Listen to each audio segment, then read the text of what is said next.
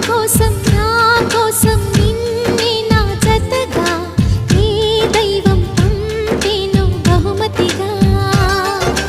నిన్ను నన్ను కనవేసే ప్రేమే సాక్షిగా, కన్ను కన్ను కలబోసే కలలే పండగ. నిన్ను మన్ను ఏకం చేద్దాం హరివిల్లుగా.